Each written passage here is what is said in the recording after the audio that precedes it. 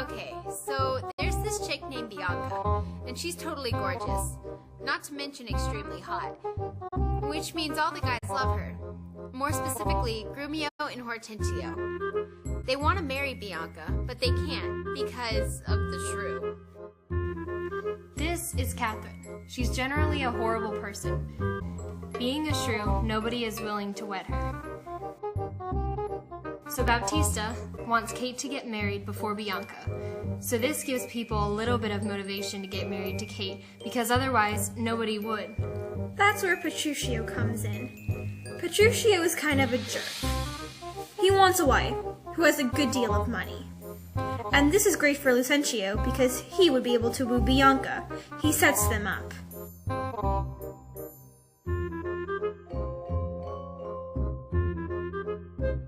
So Petruchio agrees to marry Kate, and with the scene not appropriate to show in English class, they are engaged. After showing up late at his own wedding, he sets off on an MTV-worthy journey of taming his wife. Meanwhile, Lucentio decides to become Bianca's tutor to be closer to her. Hortensio likes this idea and tries to be her music teacher to woo her also. However, Lucentio obviously wins her over. Petruchio tames Kate and makes her a better person. In the end, they all come together and have a feast and celebrate as one big happy family.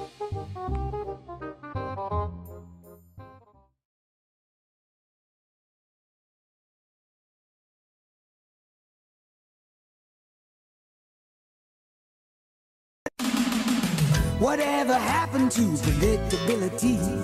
The milkman, the paperboy, evening TV. You miss your old familiar friends, but waiting just around the bend. Everywhere you look, everywhere there's a heart, a hand to hold on to. Everywhere you look, everywhere there's a face of somebody who needs you. When you're lost out there and you're all alone, a light is waiting to carry you home. Everywhere you look.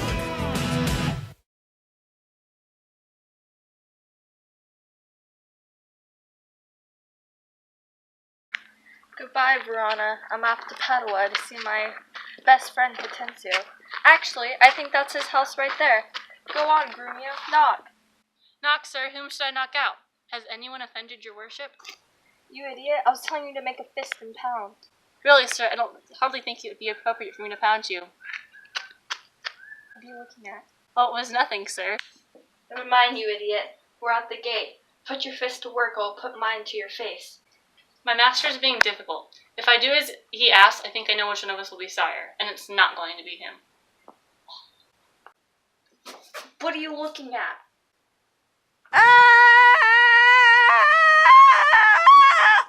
Help, mistress, help! My master has gone mad! Help, mistress, help! Shut up! What's all the trouble? What's all the hullabaloo?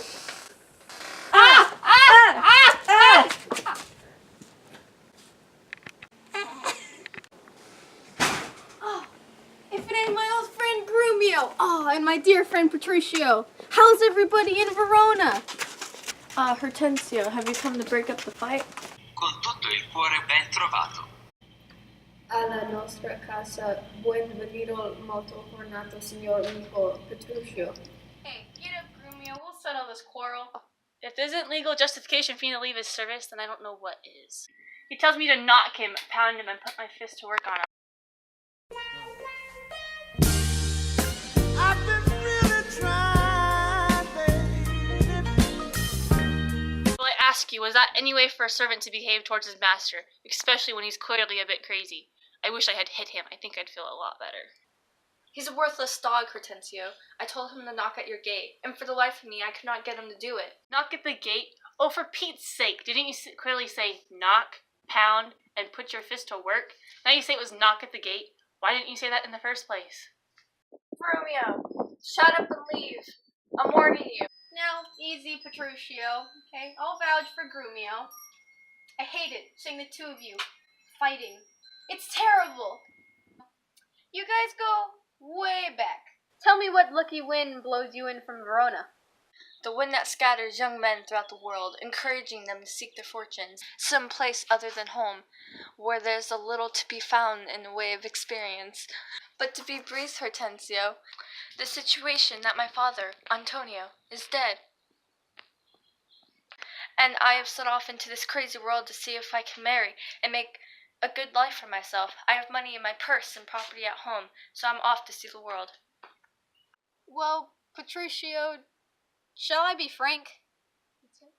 Now let me tell you, I know exactly where you can find a shrewish and an unpleasant wife. I mean, I doubt you'll thank me in the end, but let me tell you, she's rich.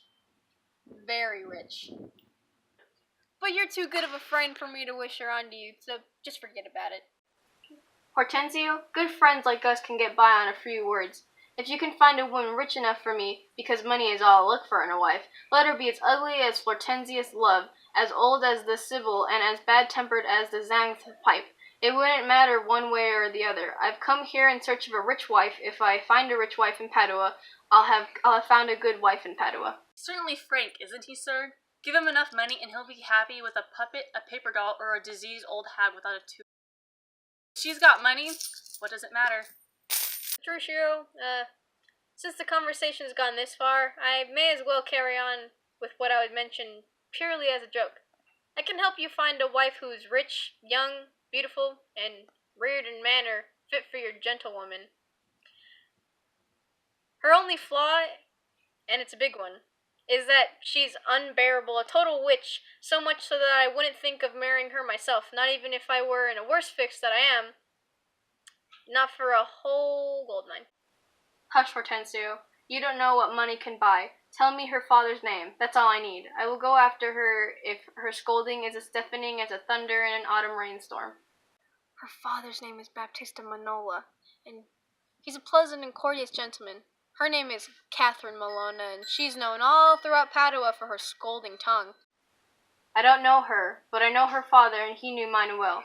I won't sleep until I see her, Hortensio, so I hope you'll forgive my cutting short this first conversation of ours, unless you want to come with me. Sir, let him go while he's in this mood. Lord, if she knew him as well as I do, she'd realize how little effect a scolding has on him. At best, she may come up with 9 or 10 abusive things to call him. That's nothing. Once he starts on her, he'll rant and rave on an epic scale. In fact, if she even tries to face him down, he'll throw out a figure of speech that so disfigures her, she'll have no more eyes to see with than a cat. Marcus. I should go with you. My own wealth is in Baptista's keeping.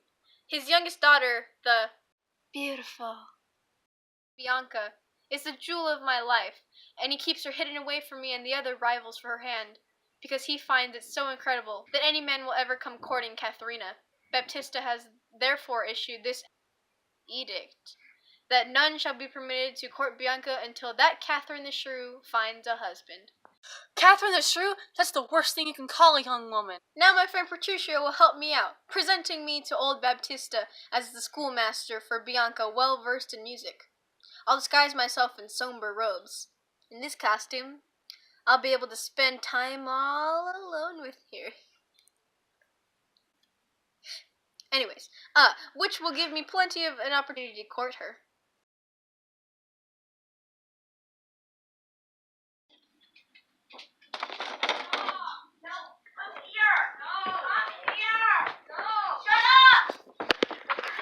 Dear sister, it's unfair to me, unfair to yourself to turn me into a slave. That I won't stand for. I want my things untie my hands, and I'll give them to you myself, everything down to my slip, or anything you order me to do. I know I should respect my elders.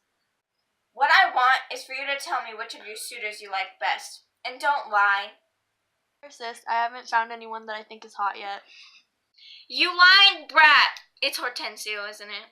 If you want him, he's yours. I swear I'll woo him for you myself. Oh, I see. You're more interested in money. You'll live in luxury with Gremio.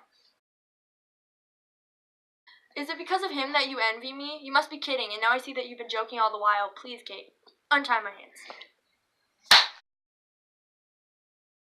What in the world is going on? Oh my goodness! Young lady, where do you get the nerve?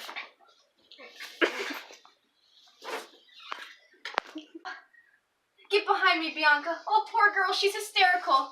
Go do some sewing or something later, but don't even talk to your sister. The Holy Bible.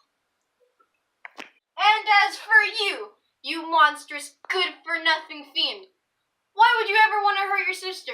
When has she done you any harm? Has she ever spoken one cross word to you? She mocks me with her silence. I'll get my revenge on her.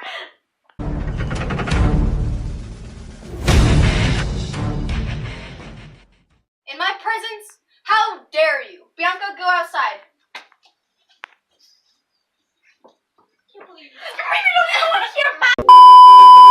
You mean you don't even want to hear my side? Of course, she's your treasure. She must have a husband, and I must dance barefoot on her wedding day. You like her best, so I'll die an old maid. Don't talk to me. I'll just go cry myself sick and think of some way to get back at you. Has any man ever had to put up with what I have to? Go. I'll wait for her here, and when she comes, I'll take a novel approach with her. If she rants, I'll tell her that she sings as sweetly as a nightingale. If she glares, I'll say her brow is as clear as roses newly washed with morning dew. If she is silent and won't speak at all, I'll praise her chidiness and say she speaks with piercing eloquence. If she orders me to go, I'll thank her warmly as if she's just offered to put up with me for a week. If she refuses my proposal, I'll tell her how much I'm looking forward to the announcement at our wedding. But here she comes. Here it goes. Good morrow, Kate, for that is your name, I hear. Is that what you've heard? Then you'd better get your ears checked. I'm called Catherine by those who have any business using my name. You lie. In faith, for you are called plain Kate, and bonny Kate, and sometimes Kate the curse. But Kate, the prettiest Kate in all of Christendom. Kate of Kate Hall, my super dainty Kate. For dainties are all the Kates, and therefore, Kate, take this to me, Kate of my constellation, hearing thy mildest praise in every town, the virtues spoke of in thy beauty sounded, yet not so deeply as thee belongs, myself as moved to woo thee for my wife. Moved. In good time. Let him that moved you hither remove you hence. I knew you at the first. You were immovable. Why, what's movable? A nice stool. Thou hast hit it. Come. Sit on me.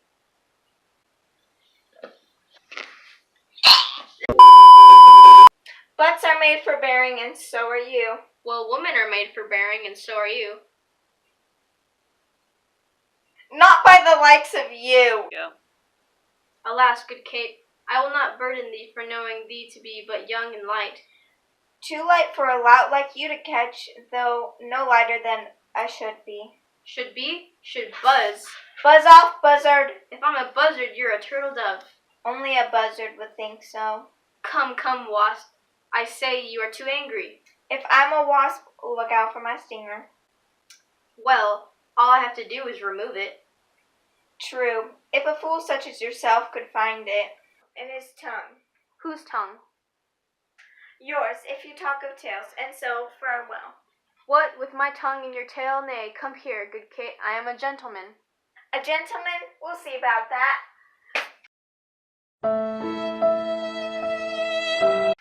I swear I'll cuff you if you strike me again. So let's cut to the chase. Your father has consented for you to become my wife.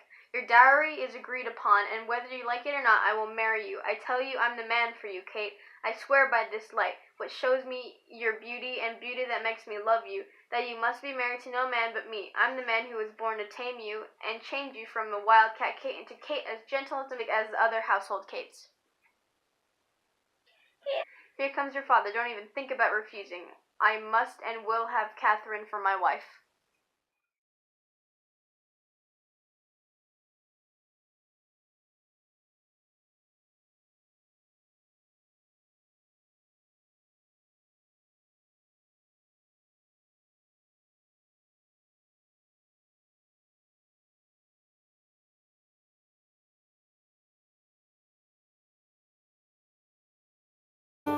After showing up late at his own wedding, he sets off on an MTV-worthy journey of taming his wife.